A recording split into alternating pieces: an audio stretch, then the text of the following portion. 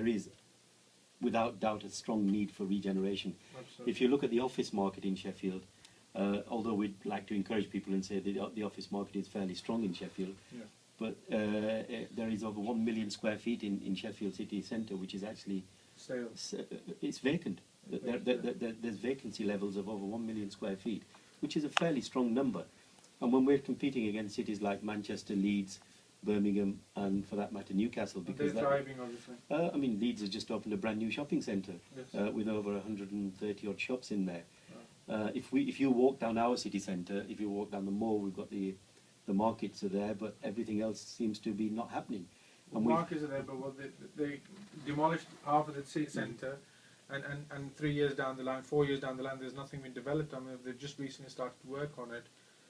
Well, if you read the article in one of the newspapers this week, the local article, they were talking about the Sheffielders wanting a city centre to be proud of. Okay. I mean, can you say you're proud of our city centre at the moment? No. And Be very honest, no. I think a lot of people will agree with you, Right. because apart from Fargate, if you walk along Castlegate, the problems are there. If you follow the road to the mall, that's not changing greatly. In terms of offices, there's, as I said earlier, there's a lot of vacancy levels in offices. In terms of retail space, I think the issue of business rates comes in quite quickly, and if your business rates are almost half Hence of the... you're going to get people to leave.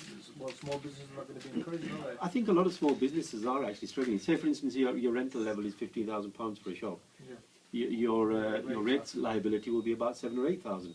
So if you add those two numbers up, it's quite a significant amount of money before you can actually start earning anything and buying stock.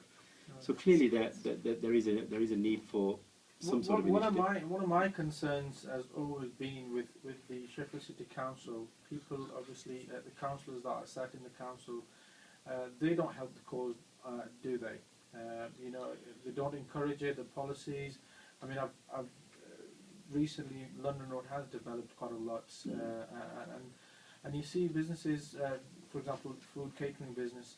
You know, they're wanting extra hours to develop their business, but the people who are sat on the top to give them that kind of permission and licenses are not helping the cause, and hence they get discouraged. I mean, clearly, I wouldn't say anything about the city council. That's their initiative. They have many initiatives.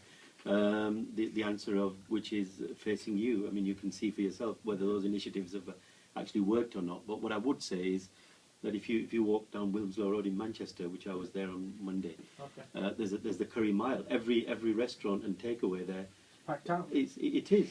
And if people want to run that sort of business and create that sort of environment, Yeah. Chinatown, various different places Yeah.